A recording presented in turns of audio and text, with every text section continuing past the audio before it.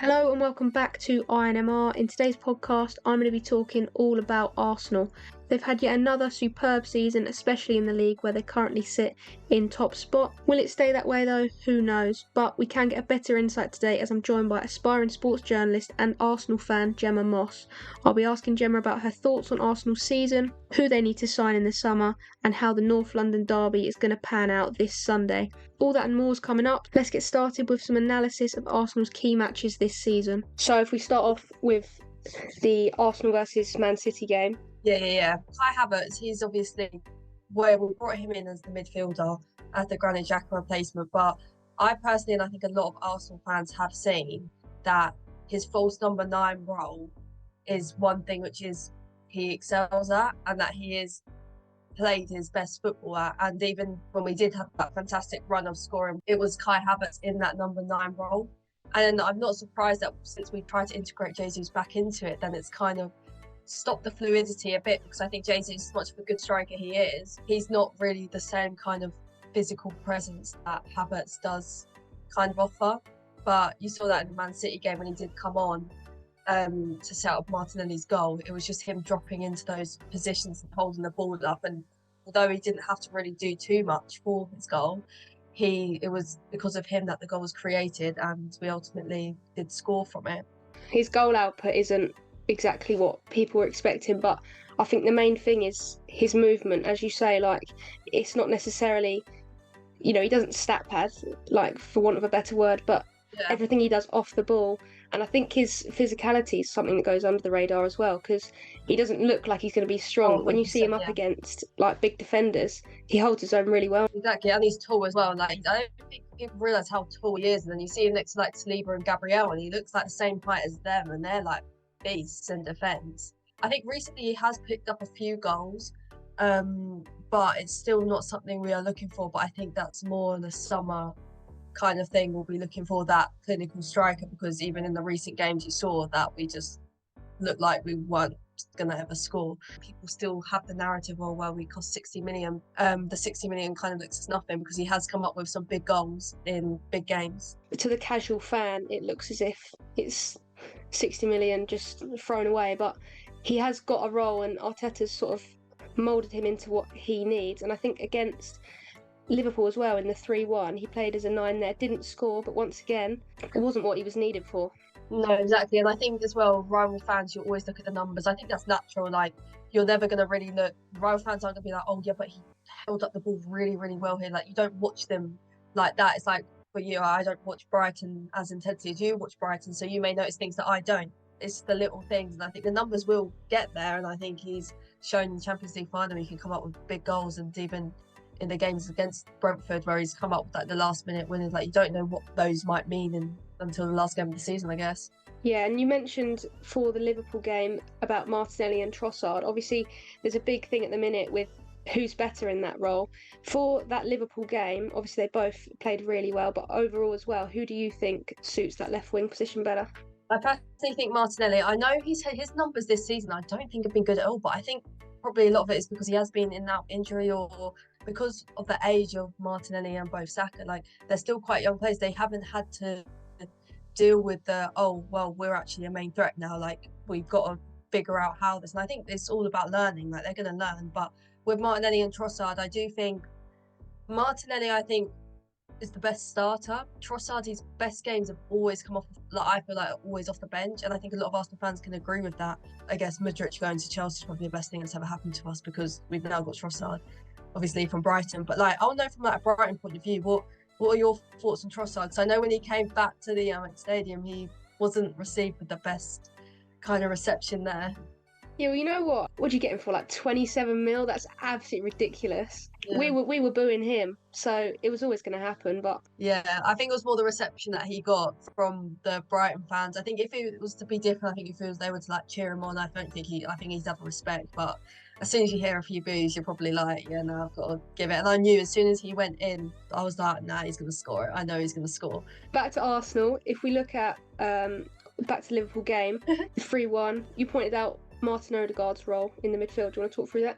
It shows levels. When Odegaard's having a bad game, that's it, we're not winning. Like, the other day he got taken off, like, first sub, and I think it was because he got an injury, but I remember I was fuming about that because I was like, why are you taking off your captain? But in the Liverpool game, you see all the goals he has, like, he plays the players through, like, honestly, he has a role in every single one of those goals.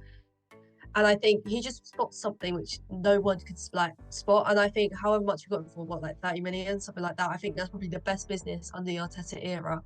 Oh, his passes he plays, honestly, it's just like next level. One criticism we can say is Arsenal fans is very left-footed. Like, I think everyone knows that. But I think because of how good he is with his movement, with his vision, I think that doesn't matter because with his left foot he can do passes, which again won't. Or you know that he's going to do that pass, but because of how he does it, like defenders just can't like stop it or anything.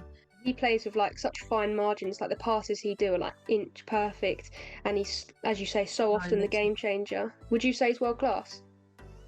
So win a few trophies and then we can get the world class debate. But I think that's the same with all the like team. Like as soon as you win a few trophies, then I guess you have an argument for world class. But he is on the level, and I feel like he could probably get team of the season this year.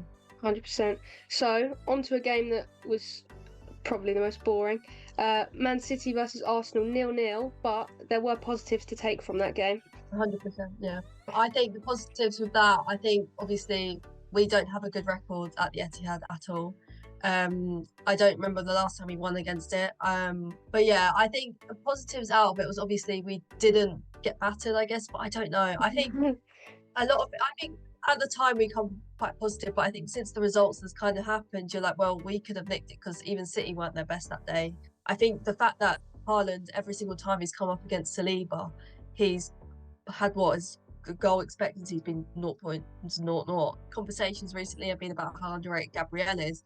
Yeah, I mean, when he first came in, he was paired up with like an aging David Luiz, Rob Holding. He was never going to get on well at all. I think with City, it's the mental barrier. Obviously, last season's result was atrocious, but holding firm this year, I think City had, in the first half, they had 4 touches inside Arsenal's penalty box, which just shows that they never got a sniff. That's insane. And the thing is, though, you say those stats and it's like, oh, they're really good stats, but those stats annoy me even more because it's like they had that and we still didn't win.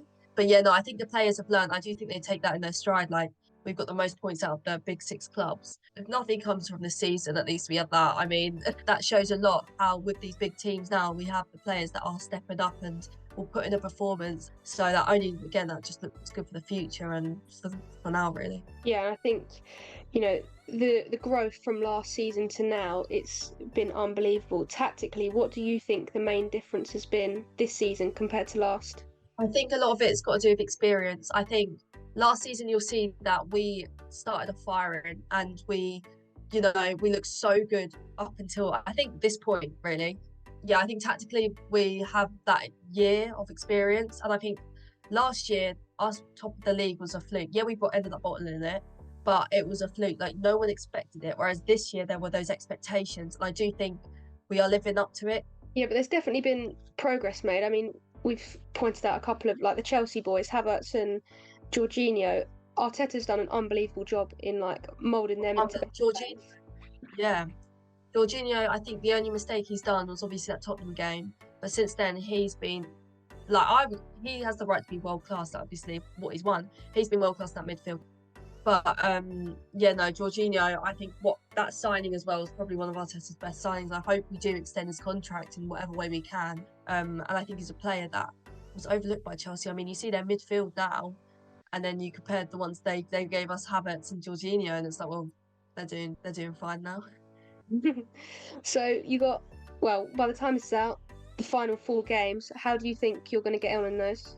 Well, when we first were like planning it all and everything, I was like, oh, do you know what? Yeah, we'll do well. But now, since we've had that result, I don't know. You know what? I think in a way it was always waiting for the when we do drop points. Like I think Arsenal fans subconsciously were always like, okay, you know, this game could be when we do it. Like the Villa game, I was kind of thinking, I was like, well, Liverpool have now lost. So that means I was like, we're going to lose now because we can't, whenever there's an advantage we get, we just can't seem to ever like take it. Last season, we managed to get points from, and we, apart from the United game, all the games we managed to get a result from. So I guess you kind of have that in our favour.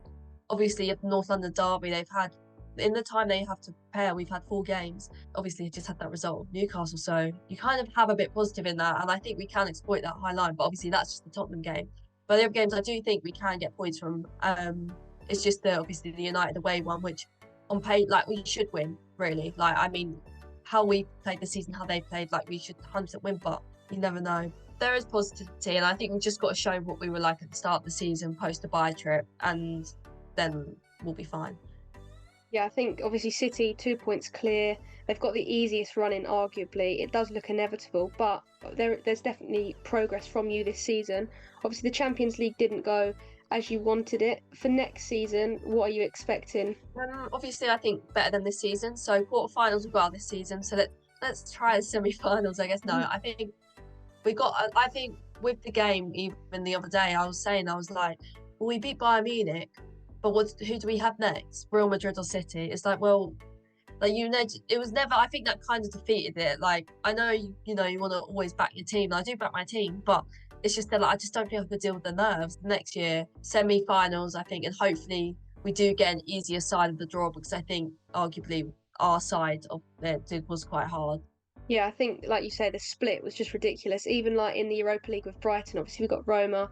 Roma have gone on to play Milan, now Leverkusen. It's like the split in all of the European competitions seem to be like all the best teams, and then just like the ones that are filling up the spaces.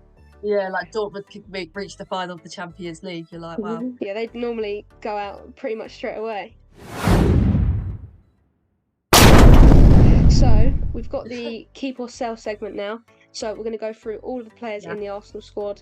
1-word answers unless it's like a bigger talking point. So we'll start off with David Raya. I think we're keeping him anyways, but yeah, no, I'd keep him. Aaron Ramsdale. I think it's one of those things that's more down to if he'd want to be on the bench as technically the number 2. I think number 2, Raya, Ramsdale's your 2 goalkeepers. I think perfect, but it's whether or not he'd want that, which I don't think he would.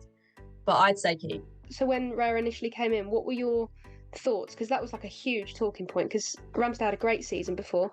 I was always Ramsdale because I just felt so bad. So I was like, he was such a good season last season. But I think when he's come back, obviously I know playing time's not really helped, but even the stats, I think they do gloss over Raya a bit, because I mean, I know he's like got all these clean sheets, but look at the defence. So I think if Ramsdale had the defence, then, you know, but I think with Raya there is more calmness. So it was all just a bit weird, but you've got to trust Arteta. So Zinchenko. I'd sell him, I think. I don't know. I think if you could get like good 20-30 million for him, sell him. This might just be recency bias, but I don't remember this season him having a game like last season. He had the United game, the Newcastle game, where he was world class, where he was the best player on the pitch by miles. Whereas this season he hasn't had those games. Yeah, no, I think I'd sell him, and I think a lot of Arsenal fans would kind of agree with that. Yeah, I agree as well. Cedric Suarez. Sell. Yeah, taking up the wage. Tomiyasu. I'd keep him. I love him, honestly. I know he's injury prone and everything, but he's so versatile. He can play left back, right back, defender, midfield. Like, keep him 100%. Yeah, very underrated. Ben White. Keep. I think, especially after the Dubai trip, his levels been quality. Gabriel. Keep, 100%. These are easy ones now. Timber. I mean, hopefully he can play a bit more. Keep. Saliba. Keep. Jakub Kiwior. Keep him. I think he's still got, I feel like there's still levels. He can still get better, but no better way than really to do it around this Arsenal squad, I think. And I think he has shown he can fill in whenever we have injuries in the back line. Yeah, I've liked him this season. He's stepped up quite a bit, hasn't he? Yeah. Jorginho. Keep.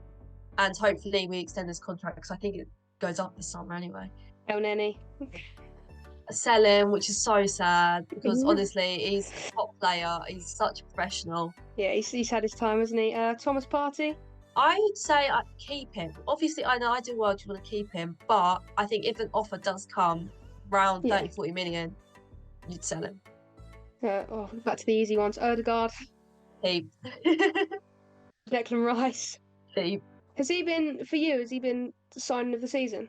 100%, especially, like, I know it's 100 million, which isn't cheap, but no one's talking about how much he cost. You know, I think he's definitely been signed this season, especially if we do come away with a league. Yeah, like you say, it says a lot when no one's talking about an £100 million price tag. Kai Havertz. Keep him. Emil Smith-Rowe. I'd keep him. I mean, again, I think it's the same with Ramsdale. I think it's if he wants playing time and to be starting all the time, then obviously for his own benefit, he'd probably want to go somewhere else. But a good player to have on the bench, especially with the homegrown status as well. Yeah, do you think maybe obviously he played well against Luton, he's definitely got the ability. Do you think a loan move would be more suitable? No, only because I think he's getting to that age now. I know he's still so young, but you see all the players these days. I think he's getting to that age now where a permanent move is probably best. And I think we risk if we send him out on loan and him not doing as well or getting injured again. I think you risk you're kind of losing the value. I know that's a really sad thing to think about, but I think a loan move would just be a waste of time. So another one that's pretty similar, so we'll go straight to him. Reiss Nelson. I'd keep him. I'm a massive fan of Reiss. He's probably not one of my favourite players, that's a bit far, but I think he is. I think he's underrated for what he does as well. He is getting to that age now where he probably would want to play more, and I would love to see him at maybe Brighton or something. Would you take him at Brighton? 100%. We've been linked with him for so long, and I think he'd do unreal with us. Hopefully this year, but I think we'll wait and see. Yeah, I think we could get 20. I know it's a bit for 25-30 million for him, especially in this saturated market. 100%. Definitely, I'd be buzzing. Fabio Vieira. Keep him for one more season. Yeah, fair enough. Leandro Trossard. Keep him. That's a joke. Gabriel Jesus. I'd keep him. I know people get a bit more frustrated with him, especially recently, but I would keep him. So obviously we're going to move on to potential signings in a minute. If you do bring in a proper 9, natural born goal scorer, where does Jesus fit into the team? A lot of people have been saying that, but I think if you're going to be a team like, for example, Manchester City, they have a world-class bench and a world-class starting 11. I think it's just one of those things where it's just just because we get that clinical finisher doesn't mean our other strikers that are obviously really good, like Jesus, you've seen what he's won and everything, has to go. I think it's a thing Arsenal fans have got to recently as well. I think because we haven't had this good of a team, it's one thing we've got to adapt to and learn to, that you're not just going to have a good starting 11, you need to have the bench as well. Fair enough. That's not the answer I was expecting, but fair enough. Eddie Nketiah.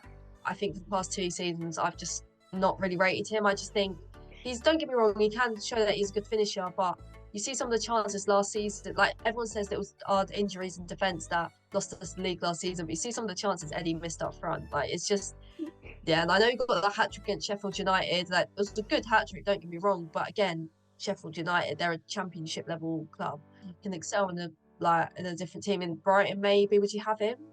No, and I think if you say no, then that just shows it. Yeah, exactly. Yeah. That just shows it. Why should he be at Arsenal? Right, final 2. We got Bukayo Saka. Keep him, 100%. Martinelli. Not even and keep him, 100%. I know, again, his numbers not been the same, but I think in and out of the team's never really helped anyone. Yeah, perfect. Right, so that's the end of that segment. Linked players. So I've got 8, I believe, that Arsenal are potentially going to sign, as if you want them or not, and how they'd fit into the team. So starting off with Isak from Newcastle, he's rumoured at about 100 mil, 15 goals this season. Would you take him at Arsenal? 100%. I think he's probably my number 1 striker I'd take. You see all these comparisons to Thierry Henry, and I do think his clinicalness is unmatched. That City game when they play in City, I know they end up losing, but his clinicalness is something that we do need, and we've shown that us putting 100 million to a player. I know it didn't work with Pepe when we spent that kind of money with him, but with Rice, you can kind of show, well, with the amount of money you pay for the quality, and he's proven. So yeah, 100%. Yeah, I think out of the 3 strikers, he's definitely the top one. Second one is Victor Gyökeres. He was at Brighton for a while, didn't work out. Now he's at Sporting Lisbon, 22 goals, 10 assists this season for 85 mil. Would you want him? I think, because you look at the other names on the list, and I think probably not. But if you're going to say probably 40, 50, then yeah, but obviously they won't sell him for that much. Yeah, definitely. I think he will get a move in the end, but yeah, probably not Arsenal. Final striker, Ivan Toney, only 4 goals in 12 starts this season, but he's been linked for a while. 85 million for Toney? Oh, this is another weird one. Yes, I would say yes, I would. But I think one thing which there is a bit of a worry over is you can see he has got the arrogance about him. I think that's just him as a player. But you've seen with Arteta before, with players like that, he doesn't work well with them. So I don't think we would get him personally, because I don't think Arteta would want a player like that. You see the dressing room we're all a tight-knit squad. We've got rid of all those bad eggs that would basically just turn everyone against each other. And also, I don't like how he's treated Brentford out of all this either. I don't like how he keeps speaking out about leaving. I just think that's disrespectful to a club that, was there for you for all this time. And I think personally, just because of him as an individual, no, I wouldn't really want to play like that. Yeah, definitely. Obviously, Isak's, I think he's levels above both of them. With Tony, I was hoping you'd say he's arrogant because I think the exact same thing. I think his attitude, it's just, like you said, after everything Brentford did throughout all that time, continued to pay his wages, stuck by him, and then his first interview to go, I'm looking to join a bigger club. What are you doing? I don't think Arteta would want that in his squad at all. Yeah, and like with the other game when he was arguing with Nathan Collins, I think he thinks he's a lot better than he actually is. I 100% agree. Like, I think he's good, don't get me wrong. Like, win a few trophies, get a few golden boots, and then you have the right to have that ego. But play for Brentford, so I think. Perfect. So Isak would be your striker. So if we go on to the other positions now, we've got Crescencio Somerville from Leeds. He's valued at only 26 mil. He's had 17 goals, 8 assists this season. For another backup option in the front three, would you take him? No, but personally, only because I don't think the left wing's the issue. So Okay. I don't think we need to have that money on a left winger. Fair enough. That's fine. Well, Brighton are linked with him, so I'd be much happy if he went to us. We've got Trossard, Martinelli in the left wing ones, and I think it's more right wing when we don't have a backup to we have Nelson, but if we move Nelson on, you want a clinical right winger. Okay, so then in that case, here's a right winger. Rodrigo, Real Madrid, obviously, 90 mil, 10 goals, 5 assists this season. Obviously, his successful dribble rate per 90 is ridiculous, top 5% in La Liga. He can play on the left as well, but he's mainly on the right. Do you want him? Yeah, 100% you take Rodrigo, wouldn't you? I mean, I think it'd be stupid to say no. He's been at Real Madrid, so I think even bringing a player like that into the squad, I think it will bring levels to the Saka, Martinelli, and 90 million again, like that is a lot of money, but that's what you're working with in this market these days. So yeah, at the end of the day, I always think of it when players like are linked with us and it's a lot of money, I always kind of think of like, well, it's not my money, so I'm not too bothered. As long as you fit with the FFP rules, do what you want. Right, we've got left back. We've got Ferdi Kadioglu from Fenerbahce, 25 mil. He's a left back, very creative fullback. Obviously, you've spoken about Zinchenko potentially not being there. Would you take him instead? No, I wouldn't. But I think it's more because you have. I think everyone forgets Timbers comes back, and Timber plays that left back role as well. And you have like Kiwior, and then you also have the academy as well. Like you want to kind of like integrate the players in. So, but I don't think it is the main priority. Yeah, fair enough. These last two have got release clauses, so it's a set price regardless. First of all, it's Ousmane Diomande from Sporting. His release clause is just under 70 mil. Centre back, he's been like solid this season. I've watched a couple of his things during AFCON. He's only been dribbled past 5 times all season, and he's insane on the ball. So, as another centre back option, would you take him? Again, I think it's not more like Saliba, Gabriel. Well, how's he going to get into the team kind of thing? Again, it's like you've got to look at the model City. Like they've got bench that could be a starting 11. So I think if that's what we want to build up a team to be like that, then 100% you would take him. I think there's still that doubt whether with Saliba and Gabriel, it's like, well, one of them get injured, who's currently filling in for them? Like Kiwior, like he's good, don't get me wrong, to fit in, but if you're wanting to win titles, Champions Leagues, you can't really rely on a squad. You can't really rely on 2 world-class centre-backs and have kind of just above average ones kind of filling in who don't have that experience. So yeah, no, 100% I take him. Lovely. Final one. This is someone I've seen you link with for like 3 transfer windows in a row now. It's Martin Zubimendi. He's got 50 million release clause. CDM, so maybe not needed, but in terms of just protecting that back line, he's been really good in La Liga this year. Yeah, I think I'd take him as well, especially if Partey moves on and you kind of need someone to fill in. And I think Jorginho's getting a bit older now as well, and whether or not if we extend his contract he becomes a coach, like that kind of thing. So I think the midfielder is still, you say you may not need it, but I think defensive midfield role is kind of what we still need. Like we have Rice, don't get me wrong, Rice is perfect, but you need, again, what if he gets an injury? And I don't even think 52.3 mils too bad in this market anyway. Like it's extortionate, but not for this market. Yeah, so overall, I'm guessing Isak is your number 1 priority for the summer. 100%, but I don't think Newcastle would let him go. This Sunday is the North London derby, and Arsenal have yet another huge test in front of them. Spurs have got a massive say on the title race this year. Not only do they play Arsenal this weekend, but they've also got Liverpool and Man City to play, and you'd expect them to get a result from at least one of those games. Manchester City always seem to struggle against Spurs, which is going to provide hope for the Gunners if they can get a result this Sunday. But in terms of Spurs, it does seem as though they're starting to fizzle out. Although Postecoglou says it's not the big aim to get a Champions League spot, there is no denying that it's what they want after a positive first season in this new era. Recent form hasn't been awful, but the 4-0 defeat to Newcastle is definitely a cause for concern, and obviously because of the huge break they've had between the games, that embarrassing defeat is going to still be on their mind. It seems that lately there's been a growing problem in the Spurs camp. Maddison's influence has worn off since the new year, and Postecoglou doesn't rotate the squad as much as other managers in the league, and that's shown with key players making errors in games. The reality is that Spurs are still adapting, but they have surpassed expectations. This is the big one though. Tottenham versus Arsenal. We've seen in midweek Everton have shut down Liverpool's title hopes. Spurs could do the same thing here. Big game Sunday, Tottenham versus Arsenal.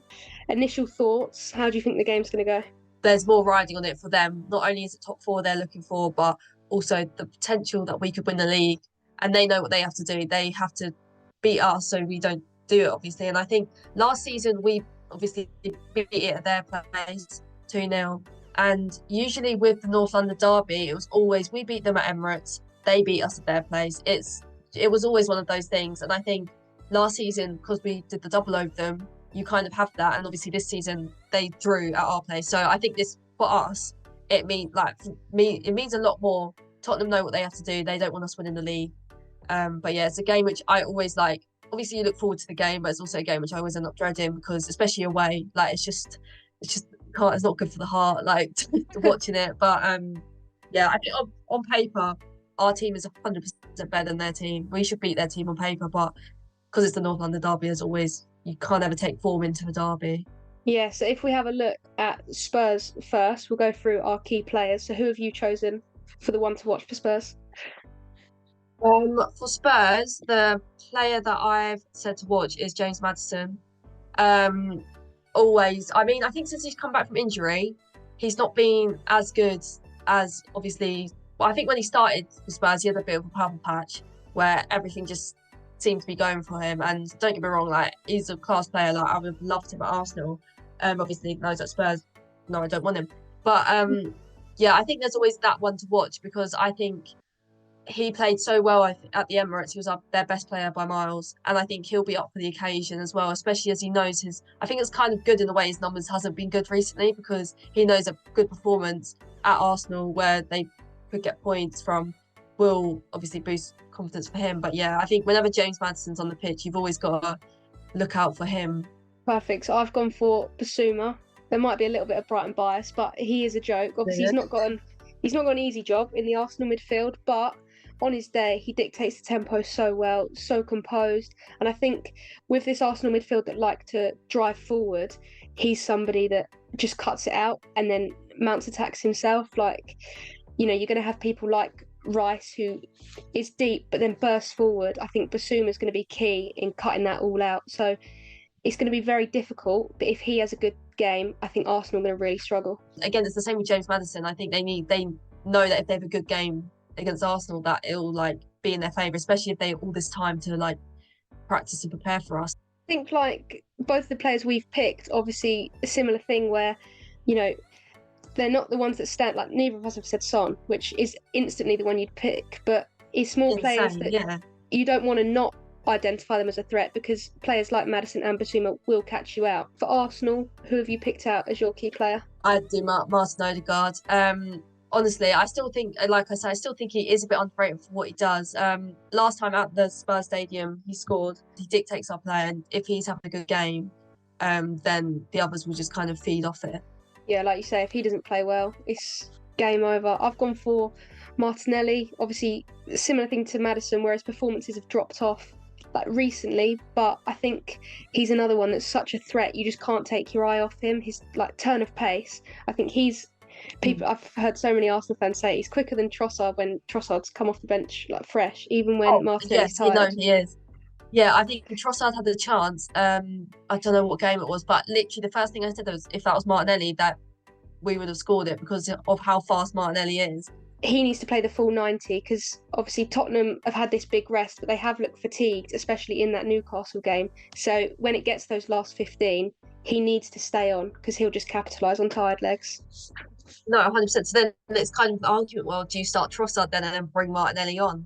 It's a debate which I'm glad I don't have to make a decision for. Yeah, definitely. Like you said, Arteta's so overthinking with his tactics in all games. For biggest individual battle, who have you gone for?